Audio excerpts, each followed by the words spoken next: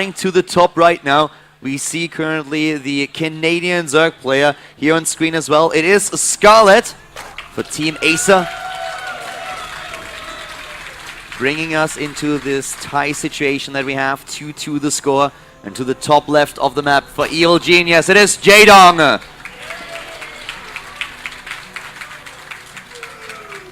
Scarlett is scouting in the right direction with the Overlord, and Jaedong isn't. But it's really not that... Wait a minute, Scarlett's going for an early pull. Well, we'll get back to that later. Oh no, she isn't. She's made an Overlord. That's weird. Usually people stick to the way that they do things. 9 drones and then Overlord. Anyway, it doesn't matter. But anyway, in TVZ it doesn't really matter when you scout the other first or second.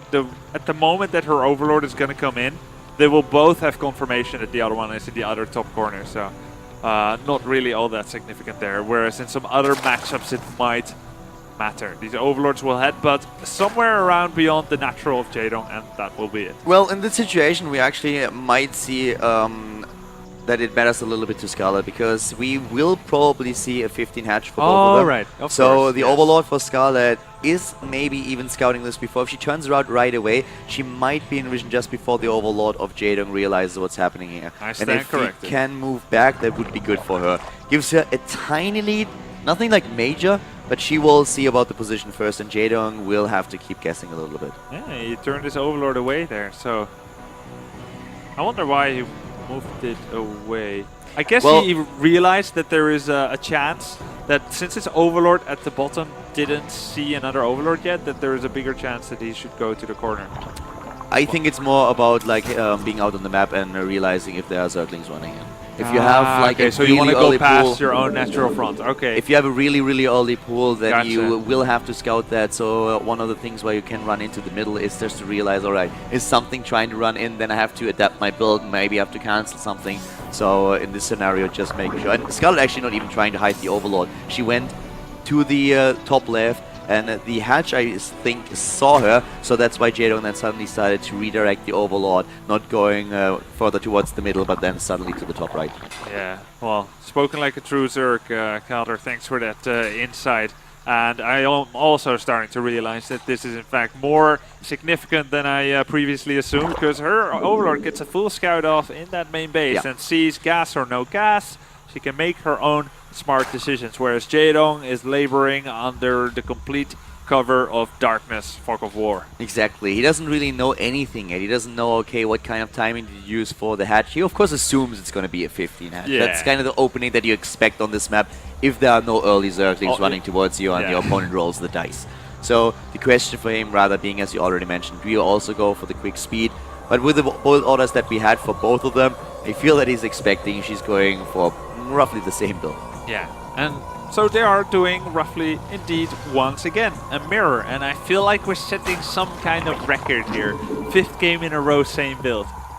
And if it's a 4-3 and we see it 7 times in a row, I think truly it's a record. And I'm sure there's some guy out there, or girl, watching this stream, and he's got statistics about all of it. And he says, yes, indeed, that's statistic. Yeah. Or he's remembering some game from 2010 where it was also the case. That's something that you can't even look up on Ali Good Luck. So you need some kind of replay parser for that. Yeah. But we have a deviation in this game. We have only for Scarlett a Baneling Nest. This is something that Jaedong is still skipping. He's droning up here.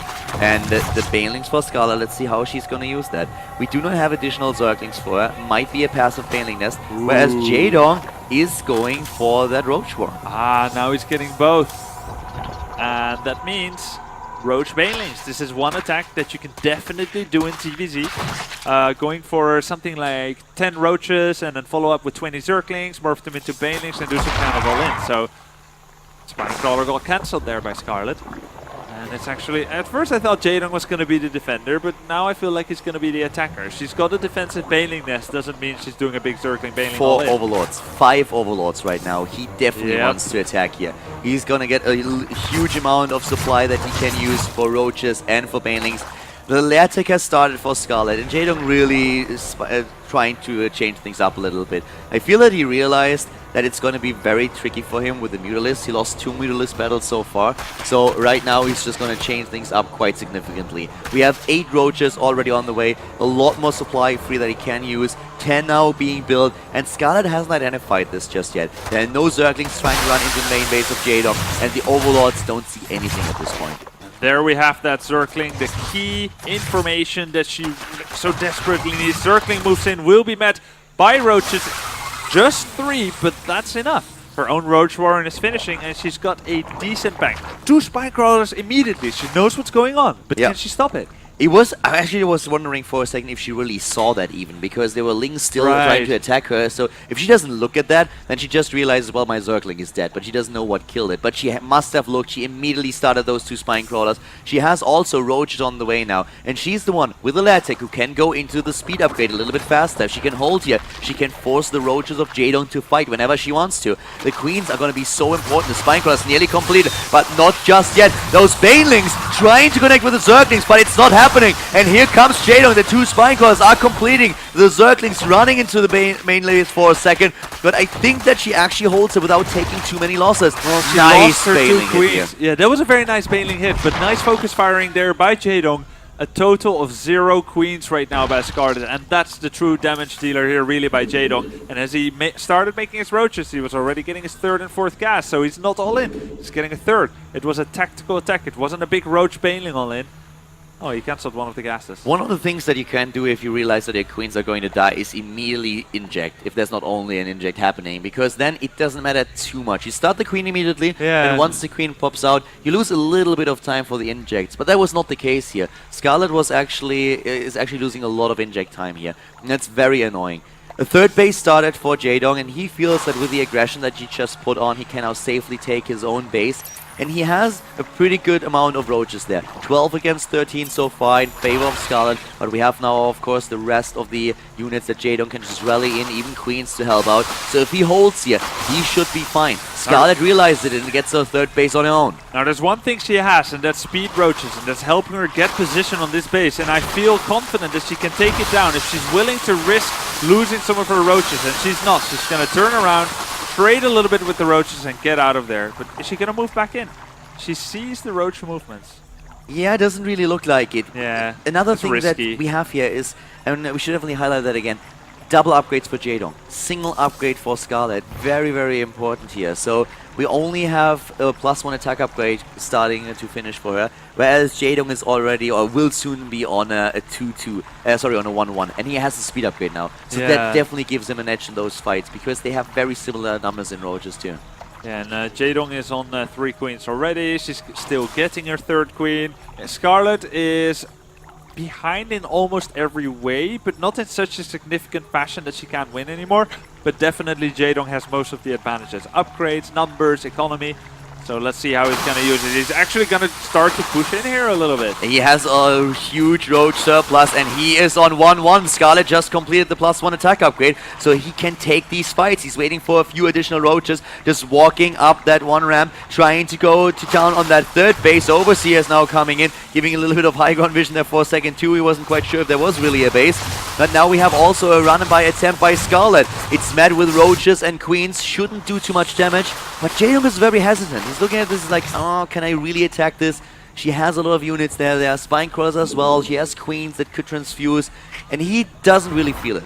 Yeah, quite good for her that Jaedong decided to move back. They were both supply blocked for a little bit. Equal worker counts, really. 49 for Jaedong, 48 for Scarlett, and Scarlett is making another one. Hydra Den coming now for Scarlett. Upgrades are quite ahead for Jaedong at this point. But he's not getting the armor upgrade, so Scarlett might be able to equalize the upgrade score if she's getting the 2 upgrades that we currently see on the production tab into play. That's right. Jaedong's advantage, whatever it was, as time goes on, it's going to diminish a little bit, relatively speaking. So this is good for Scarlett. Well, he still has units over at that 3rd base. Oh no, it's actually an Overlord, I feel, that is being attacked by a Queen. Yep, the Overseer is just moving back, had a quick look there.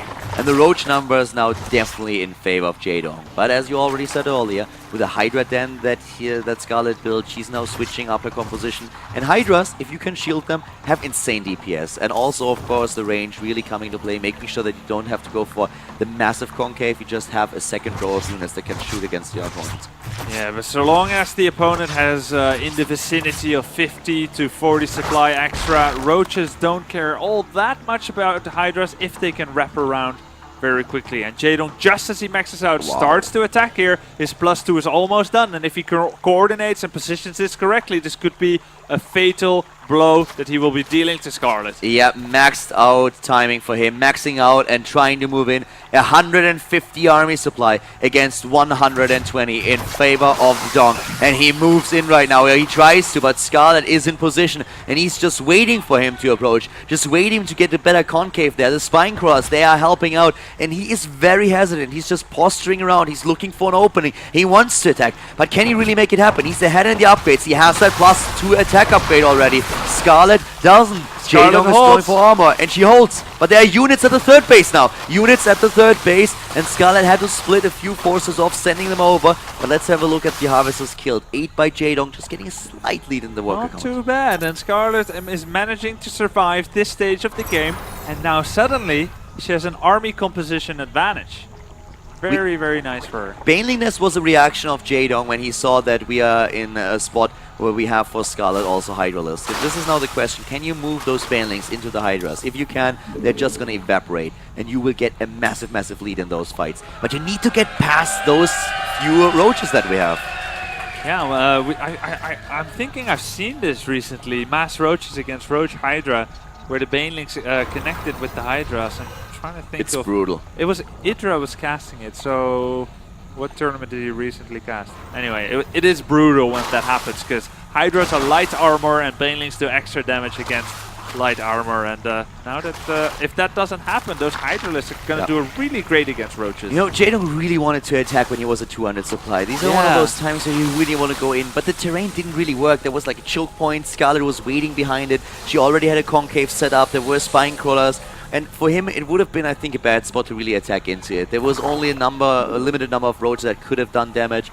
But it gives Scarlett the time that she needs to really come back, because she was behind, and she still is. She's up against the fourth base now, and she realized that it's going to be pretty difficult for her to take a fourth. So she decides to go into the Hive Tech instead and try to go for the 3-3. Yeah, well, let's do a quick status quo.